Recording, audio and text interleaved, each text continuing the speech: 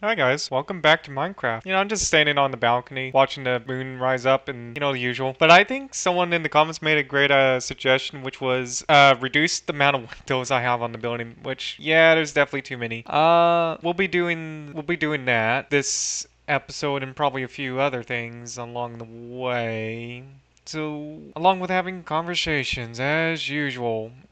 Conversations are pretty important. It's tough because we gotta design this house and build it up and see what works and what doesn't. That's why we had so much logs. This series is kind of me just, I guess, getting better at building. Because again, I'm not the best Minecraft builder in the world, so any help with this building is appreciated because we can sort of turn this house into like a community thing where we help each other out. You guys can give tips in the comments and I'll try and implement them the best I can type deal, We'll see how this works out. Just trying our best to, I guess in a way, together build this sort of building and over time try and make this into something that looks nice. Hopefully we can do that and achieve that. So let's first expand this out by we'll keep working on it. I'll try and come up with there was something I wanted. Oh yeah, the idea of this is something that a friend of mine came up with on a decided to bring up on a Discord chat. Is like the idea of buying the Xbox Series S, the digital only Xbox, not the Series X, the one with all the stuff. So we're talking about the ability to play physical copies versus the one that's just digital only, because it's not I wouldn't say it's not necessarily a bad deal, but I would definitely prefer having a physical Xbox Series X over the digital because well, for one, I own quite a few physical games, so I kind of want the physical version of the Xbox Series X. Well, I already have the physical version of this Xbox Series X, I should say, but I still own quite a few physical games that I very much want to play. So that's what I want to do. I feel like it needs to be out more if we're doing this roof thing. But yeah, but I think we need physical because, well, I buy the physical. Well, I got the physical one, I should say, because I got physical games and I want to play them type thing. Even though I have all my games are mostly digital nowadays, I still have a few digital games out there, and it's gonna suck if those end up getting like taken down one of these days. Which, I'm not in favor of that. I'm not in favor of that at all. I kind of want our physical games to be, playable in some way. I actually want all of our games to be playable in some way, shape, or form. And even if after that, whether they are online or not, I want them at least playable, at least in a single player setting, at least. Even if they're like a fully online game, like say World of Warcraft is, I still want World of Warcraft to be like in a playable state in some way, shape, or form, whether it be like a full blown it's single player only or it's still got multiplayer elements in it. So I think it wouldn't be that bad to have something that would, some state of game that, people can go back to every single year without worry of it ever getting taken down. And I'm not in favor of companies having this current EULAs, which I don't know if they can enforce or not.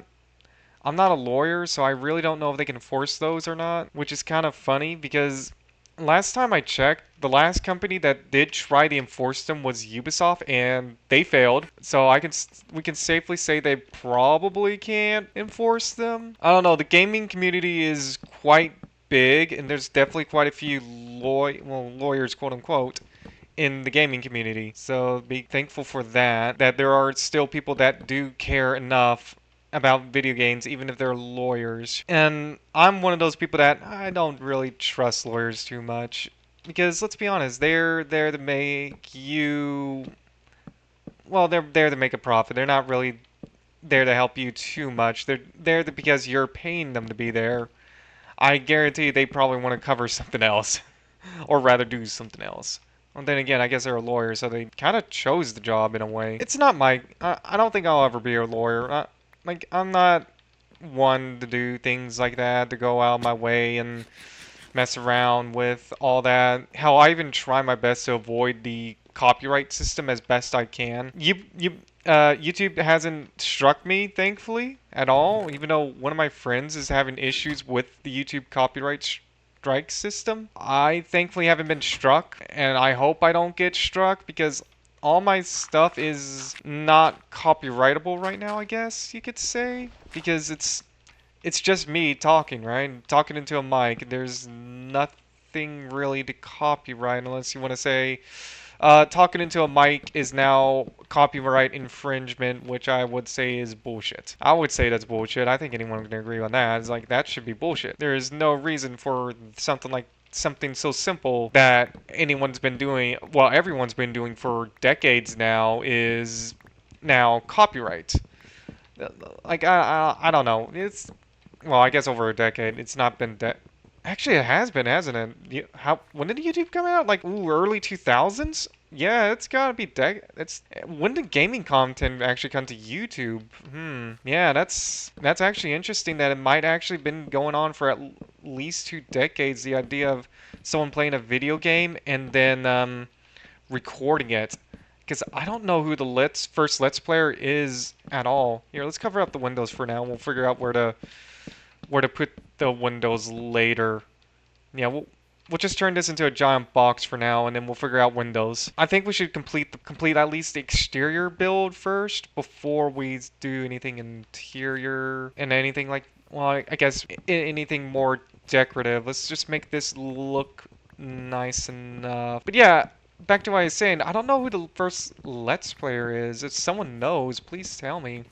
Because that would be pretty interesting to see if we can find something from, YouTube's past that's pretty much forgotten. And whether or not his or hers gameplays still exist is completely up in the air. Like, I don't know who started the whole idea of I want to upload videos of me playing video games came from, or why that became a thing, because I know it started because I know when I was a kid I was watching a lot of people play video games for a while. I know I've been watching a lot of people play video games for a very long time, but the idea of it, I don't know where it came from. It just kind of sort of appeared, didn't it? Because we had people playing like Call of Duty way back in 2009 and 8 and uploading it to YouTube, maybe even further back. That's pretty interesting. So whoever came up with the idea of the Let's Play definitely made a genre that's pretty everlasting in a way, because it's simple, easy to replicate. Anyone can do it. Well, anyone with a computer and a video game can do it. And it really hasn't plagued YouTube all that much. It really was more of a, it just became part of YouTube's ecosystem for years, which is kind of interesting to think about. That the idea of a Let's Play channel, wherever it came from, whenever it came from, just spawned one day, and then now we're here playing Minecraft, one of the most popular games of all time.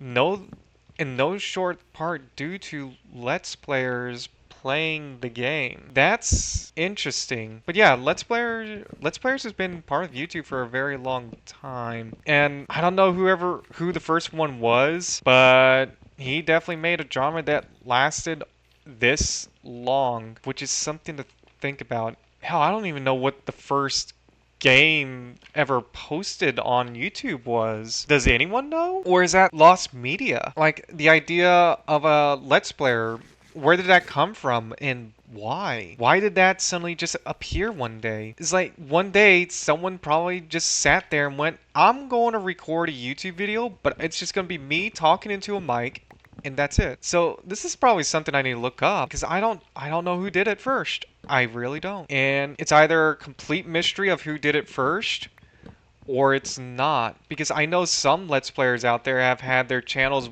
dating years and years, actually. Some even have been around since the very early days of YouTube.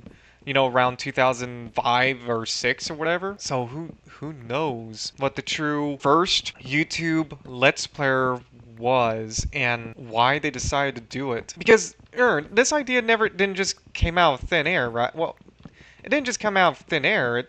Someone had to come up with it, and there's got to be a copycat out there somewhere that decided to copy it and just to give their own impression and everything, and then it just kind of spread like that. But somehow, in some way, this idea of Let's Players kind of just appeared, and now we're here today where the Let's Player kind of just, I would say, I wouldn't say die out.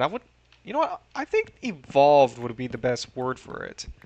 They evolved into what they are today, which is very, very interesting.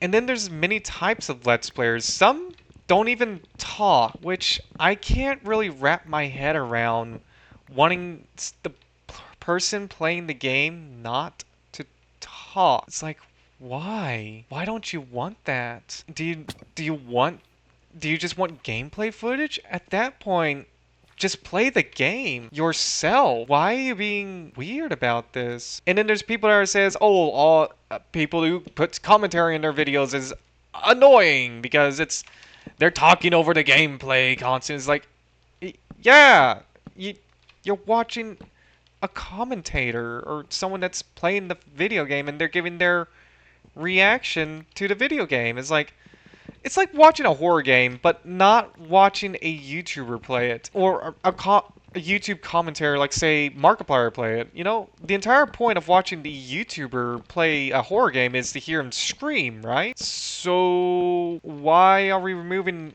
the commentator from the entire equation? All you're going to get is the horror game, which you could get yourself. So, why? I just don't get it, you know? I just don't get some people's want for less overall commentary, you know? Or rather, no commentary at all because they find quote-unquote commentary annoying, which is weird because I never found commentary. I found some commentators annoying, but I never found all commentators annoying. It's just, you know, it's just something that I notice about some people is that they say specific things and they want certain things as well, and I don't know, it's just weird that some people are the way they are but don't really want the commentator, they want the game, when in my opinion, if they want the game, just buy the fucking game and be done with it, but they don't.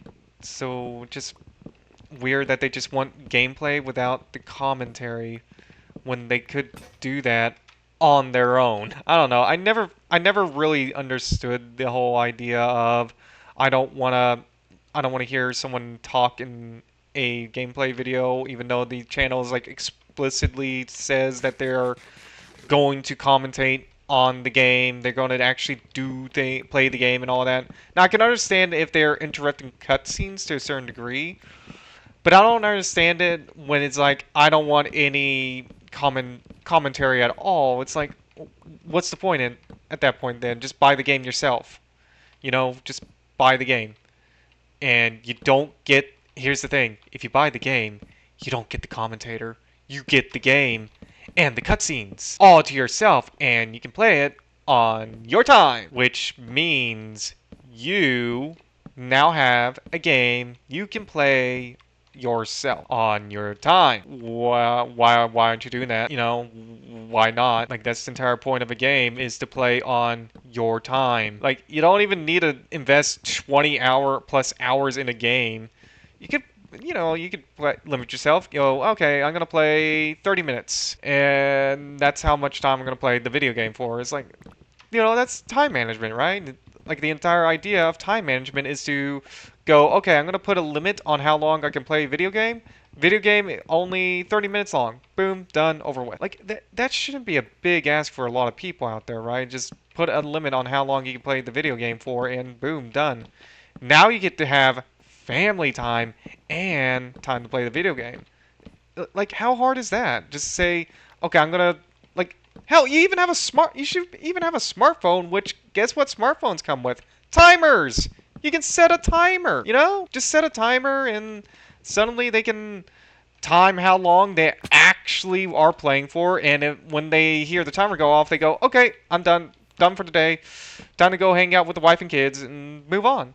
Or here's another crazy idea, especially if your kids are old enough for video games. Play with your fucking kids. Play a video game with your kids. It's like, how hard is that? Play a video game with your kids, and not only do you get family time with the kids, but you get video game time.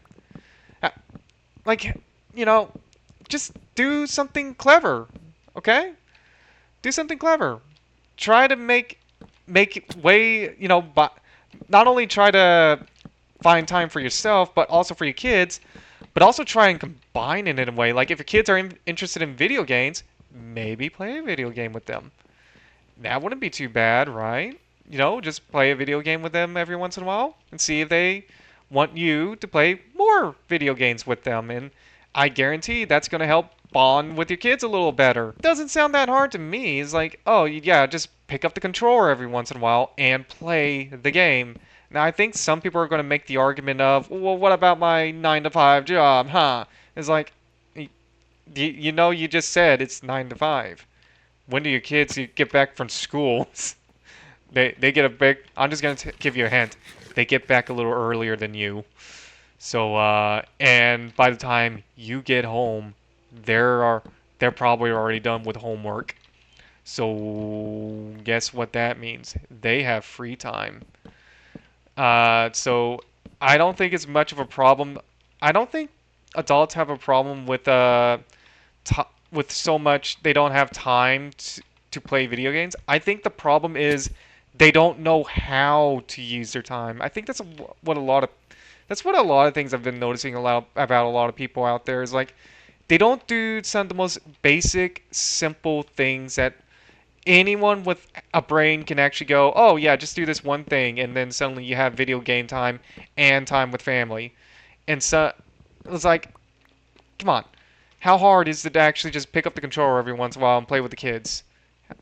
Especially if they're old enough. Like, when I mean old enough, I'm expecting like maybe 8, 9-ish, maybe 7-ish years old. Not like incredibly young. I'm not talking like a 4 or 5 year old.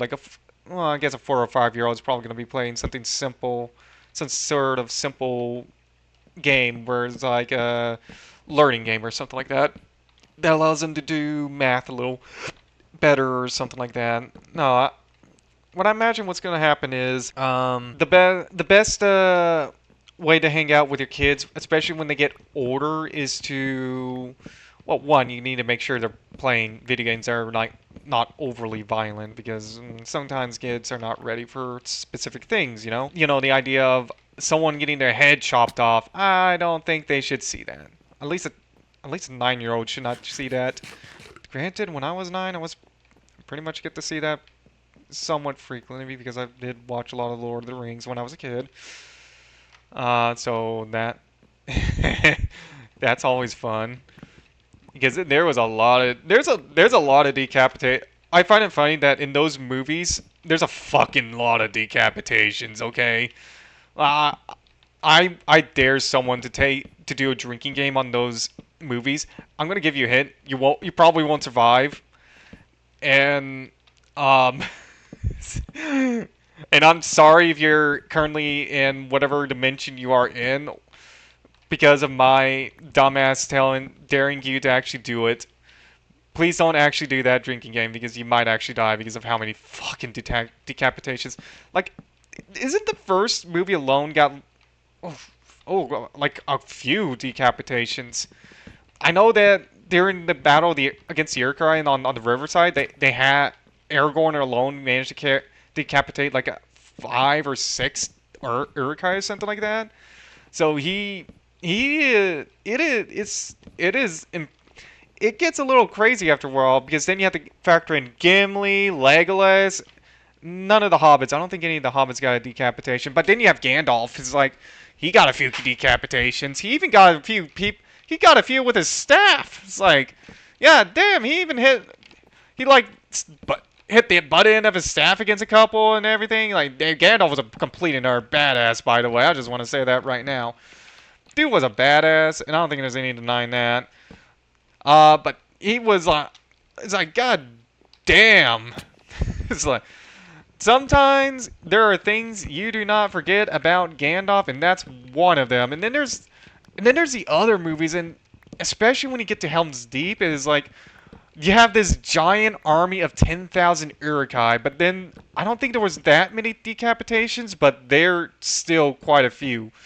Like we're still remember just 10,000 Uruk-hai, and there's still a lot of points where they slash across the head or face, and I think even Legolas himself said to aim in between the arms and breastplates for to maximize the potential of getting the kill, because that's where the armor was weakest because of the earliest setup in the movie and all that, which is, well, I guess in Fellowship, I should say. That's kind of crazy when you think about how they turned the books into more of a action, I guess, an action movie, I guess you could say. I think that's what. Oh man, I forgot his name, but it was Tolkien's son. What was his name? Fucking. God damn it, I forgot his name. I'm sorry. Yeah, I should be more respectful to him, but god damn it, I forgot his name. Oh well. Maybe I'll remember it sometime later. I don't know. Was it Robert or something? I really don't remember what his name was, but yeah, maybe someone in the comments can tell me his name because I have actually completely forgotten. That dude, mad respect to that dude for trying his best to actually try to keeping those movies somewhat close to the books, but also mad respect to the film creators for actually keeping actually close to the books as possibly they can. I wish I could say the same for The Hobbit though. Like, because it's the funny part is I actually did read the Hobbit book. It's like I actually read the entire book, and I can tell you for a fact that that female elf, what was her name, Atariel or something like that, and Legolas, they weren't in the fucking book. So you Harry Potter fans got nothing on the Hobbit. I'm just gonna say that right now. Like you thought that no, the Order of the Phoenix was bad, buddy. The Hobbit movies much worse. They really did not follow the book at all. And by the way, book is an entertaining read. I recommend it. Well, it's a semi-entertaining read, especially for what it was supposed to be, basically a kid's version of for something that Tolkien wrote for his kids. It was like just something simple, straightforward, but it was enjoyable. I actually do like the dwarves in the book, but even though they do have very little personality in the book overall, they weren't the main focus anyway. It was like, I mean, the book was called The Hobbit after all, and there's one Hobbit in the book. I wonder who the Hobbit is. If you've seen the Lord of the Rings movie, you should figure out who the fucking Hobbit is, because no, the Hobbit it's literally a prequel to Lord of the Rings. Just saying. You should figure it out very quickly because his adventure was mentioned in the movie, in the Lord of the Rings movies. Though I wouldn't say, by the way, I wouldn't say that I'm a Tolkien expert or anything like that. Like, I don't know every aspect of his life like some Tolkien fans are, but I do know quite a bit. I do try my best to try to learn some of the lore, even though I don't have the appendices and things like that. And if you were to ask me, and before you guys ask me, no, I didn't really like Rings of Power. They messed up my boy Celebrimbor real bad, in my opinion, because goddamn, I played the Shadow of Mordor and Shadow of War video games, and goddamn, he was a badass in those games. Too bad he went completely evil there. But yeah, he was a fucking badass. You guys need to go play it. Dude was awesome. Ah, man, what I was expecting out of Celebrimbor versus what we got is, yeah, not what I was expecting. Because when I heard Celebrimbor, I was thinking, oh, it's gonna be the badass weaponsmith from the Shadow of War games. It's like, oh, this is the badass weaponsmith from the Shadow of War games? Looks like a grandma. It's like, what happened? Where's my badass? Where's the cool elf? Where's the dude that literally went toe-to-toe with Sauron in the Shadow of the War games? Well, I guess he didn't do that in the books, but in the Shadow of War games, he literally went toe-to-toe with Sauron. He basically had his own little orc army and everything. What happened to the cool Celebrimbor? You know, it's like I want the cool one. Where's the cool Celebrimbor? Not this lame one that kind of looks like my grandma. Oh no, that's stupid. Yeah, it's like god damn it. There's so many problems I have with that show. It's like I like that they mentioned Morgoth. That was cool. That was actually really cool. But I didn't like anything else about the show. I didn't like what they were doing. Well, I only saw like 2 episodes, but then I watched reviews and it's like, oh, it gets bad. It gets even worse real fast. Everyone's sitting there going, I'm glad I stopped after 2 episodes because holy crap. Oh my god, that show deserved all the hate. Because my god, talk about not following the books. Oh man, god damn people. All you have to do is follow some of the most legendary books of all time. And that's it. That's all you have to do. And you fumbled the ball pretty bad. Almost as bad as The Witcher. We'll get to The Witcher next time because I gotta end the episode here. So I hope you guys enjoyed this episode, guy. And see you in the next one now. Bye now.